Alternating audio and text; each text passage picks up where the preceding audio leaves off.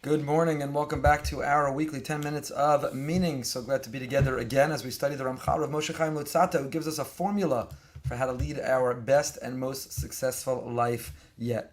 Very grateful to our dear friends Chani and Lenny Grunstein, who've sponsored the series for the year in memory of Chani's father, Mr. Aaron Tambor. Aaron ben Yitzchak is Neshama Shav and Aliyah. If you'd like to sponsor a particular episode, please be in touch with Lee at brsonline.org, Lee at brsonline.org. We are on the 13th chapter of Mesillas Yesharim. The Ramchal of Moshe Chaim Luzzatto is giving us a formula for how to live our best lives yet. We began with the midah of Zehirus, mindfulness. The more present we are, the more mindful we are, the more that we can achieve. We then moved over to Zrizas, alacrity and zeal, not to keep it all inside, but to come up with a plan, a goal, and make a resolution, how we're going to achieve it, how we'll measure ourselves and our success along the way. We moved over to Nikias, identifying all the character traits and attributes, all the behaviors that we want to expunge, that we want to purge from within our repertoire, and how we can ease our life by moving it from the battleground to the conquered territory. And it brings us up to the midah of precious, which we've begun, which is the character trait of you can only live with when you've proven you can live without. That there's nothing wrong with enjoying and indulging in the beauty and the pleasures of this world, but it cannot and must not define us and who we are. And therefore we can only enjoy those pleasures when we don't need them, when we can transcend above them. V'atshuva hi, so the answer, says the Ramchal, the answer to this, what's the this? The answer is, why is it? We left off last week with a question. We have enough prohibitions. We have enough things that the Torah says you can't do. We have enough limitations on our life. Why do we have to introduce others? So if this is technically permissible, if it's in the rules of engagement, why do we have to voluntarily take it off the table? What quality is this exactly to lead a life of asceticism, to try to transcend or rise above it? What do we gain by doing so? The answer is, precious is a value, it's a virtue. And this is what the Torah tells us. In Parshas Kedoshim, Kedoshim to you, we should be holy. Now what does holy mean? What is holiness? Kedoshim, Kedusha. We translate the word kadosh as holy. Holy is a Christian term, it's not a Jewish term. I don't know what the word holy means. Too often we're satisfied with translations that we don't even understand because it just gives us an English version of a word to use. But what does it mean to be holy? And what does it mean to strive for holiness? So Rashi there tells us, the Sifra based on the Medrash, what is Kedosh and what does it mean to be holy? Prushim tihiyu. It means be distinguished, be separate, be apart. In Judaism, holiness is not living without. Holiness is elevating ourselves, enriching ourselves, empowering ourselves. It is engaging the physical world, not avoiding it, but engaging it in such a way that we lift it. When it comes to food, we eat. Really, it's not a virtue to starve ourselves to death, although fasting, of course, can promote the spiritual side, the soul within us, but we eat. But we make a blessing before and after. We make sure it's kosher. We are disciplined and dignified in our eating. In the intimate component of our life, in every area of the physical world. Od Amru, our rabbis say in the tractate Tanis, Kol Yoshev B'Tanis Nikra Kodesh Kal V'chomer Min Nazir, that a person is able to live with a sense of fasting. It's interesting how society and the world of health and wellness, at least right now because it moves in phases, has caught up. Intermittent fasting is considered to be a very healthy lifestyle. At least again this week. Who knows next week? These things change on a regular basis. But the idea that a person doesn't eat after a certain time of night and doesn't eat in the day until a certain time of the day not only affects the metabolism and not only helps one burn calories or burn fat or whatever the mechanism is that supposedly it is helping one lose weight and live a healthier life, but it's also emotionally and spiritually a much more disciplined way of life, intermittent fasting. Intermittent fasting essentially says on a daily basis, I'm going to strive not just to eat every time I have an impulse. Notice I didn't say eat every time I have an appetite because most of us don't eat when we have an appetite.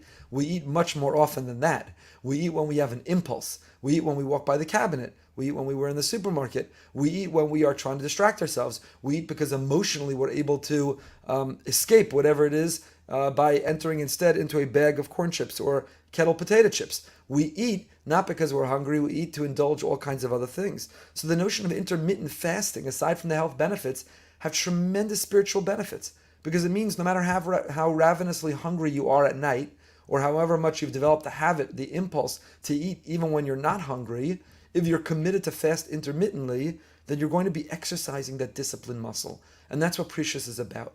Precious is growing the discipline muscle, exercising it and growing it and making it stronger and creating a new muscle memory around best practices and behaviors. Od Amru, they said further, Tzadik ochel l'sova nafsho, zechizkiya mel Yehuda, she'malanu l'ashulchan shtei litrin shel yarak. We know the Chizkiya, the king of Yehuda, they would put on his table 2 liters of yarak, of soup. Od Amru b'Rabbeinu HaKadosh sheb'shas misaso zakav esretz bo'osav Amar kol v'yadu lefanecha shlenenesim min olam hazeh afil be'etzba ketana sheli. So the Ramchal employs 2 examples of 2 great righteous people, one a king of Israel and one Rabbeinu HaKadosh, Rabbi Yehuda Hanasi, the great editor and redactor of our whole Mishnah, someone who in perpetuity is known as Rabbeinu HaKadosh. We don't even need his name. He is simply our holy rabbi. And what made him holy? What made him holy is that he said in his deathbed, you see these 10 fingers? I never used them to gain personal pleasure. Now Rabbeinu HaKadosh, Rabbi Yehuda Hanasi, was extraordinarily wealthy. It's not that I didn't use it to gain personal pleasure because I was poor, I was impoverished, I was indigent, I didn't have access to luxuries and indulgences. Rabbeinu HaKadosh was wealthy, a wealthy man who had access to it all, who was a peer and a friend of Roman leadership. And yet he says, even though I have a palace, and even though I have delicacies of food, and even though I have great material wealth, I always used it and channeled it only to grow spiritually, only to improve and repair the world, only to share with others, and it was never about my personal pleasure. This is not a standard that's expected of us. It's not a standard that's easy to achieve, but we need to know, as we look at the physical things in our lives, the source of physical pleasure, often fleeting pleasure, that we are capable of rising above it. We are capable of being disciplined in it. Od Amru, and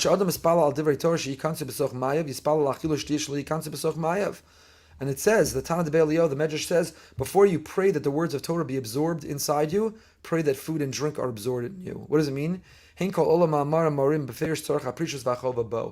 means that a person should be disciplined in our eating. We're consumed with eating. We're obsessed with our eating habits, our eating patterns. Our holidays revolve around eating. Shabbos every week is eating. It's a lot of food in the Jewish ritual, Jewish tradition, Jewish ceremony, Jewish calendar. But it doesn't mean that we have to let ourselves go. And I don't mean physically let ourselves go and become physically obese, but I mean spiritually obese. You can be spiritually obese when you're undisciplined. Spiritually obese when you find yourself in the bottom of the ice cream container, or in the bottom of the potato chip bag, or in the bottom of the 7th helping, only to feel miserable, guilty, ashamed, only to feel empty inside. All the pleasure you had while you were eating is gone so quickly because it's replaced by a feeling of often hating yourself. But we need to know and we need to believe that we have the capacity and the competency. We have the muscle, the spiritual fortitude and resiliency to not give in to the impulse, to not give in to that instinct, but to be able to rise above and to be disciplined. We find ourselves in the days of Shovavim. The Arizal, the great Kabbalist, associated these weeks the parshas of Shmos Va'era Bo B'Shalach Yisro Mishpatim, an acronym that spells Shovavim, with a pasuk in the Navi Yechezkel, Shuvu Banim Shovavim, where God says, "Return, my children, those who are returning."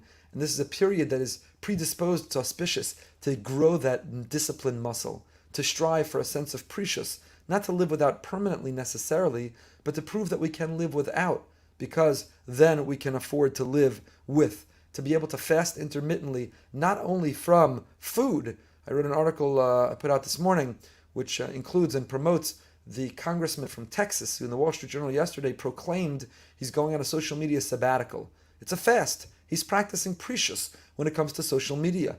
There are platforms, there are pleasures, there's progress, which is credible to our lives. We're not rejecting it. We embrace it. It's wonderful, but you can overindulge. You can become addicted.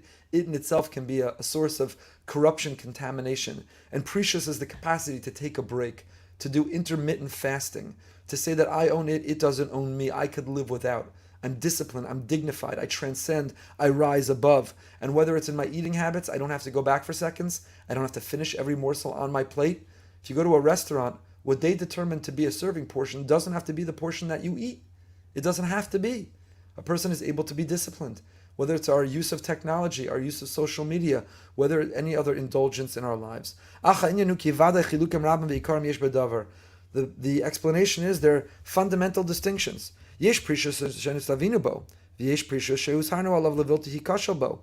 form of an abstinence that we have been commanded about. You're not allowed to eat non-kosher food. You're not allowed to speak gossip. You're not allowed to look at things, the images that one should not take in. And then there's another form of abstinence, or that exercise, discipline muscle, which we volunteer. We're not obligated in, but we volunteer. But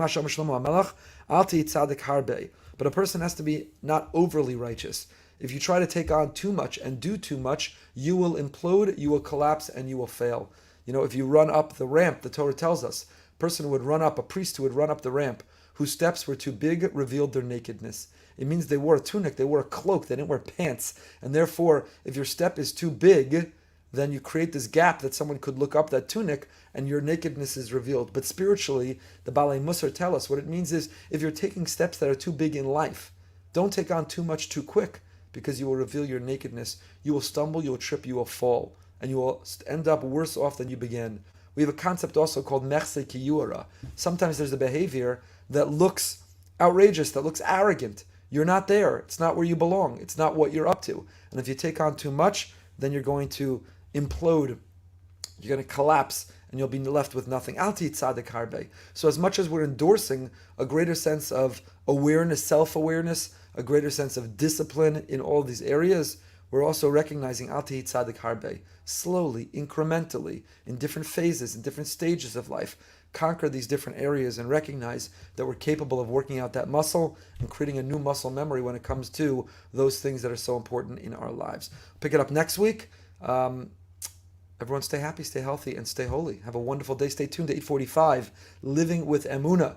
Go to our YouTube channel and subscribe. But please join us for all our shiurim on the YouTube channel. You'll find out every time we go live if you subscribe. Also, join us tonight. Very, very excited for our guest on Behind the Beam at 9 p.m. Rabbi Joey Rosenfeld, who is a addiction therapist, specialist, addiction counselor, spiritual counselor, talking more about the kinds of topics we're talking about this morning. See everyone back in a few minutes. Have a wonderful day.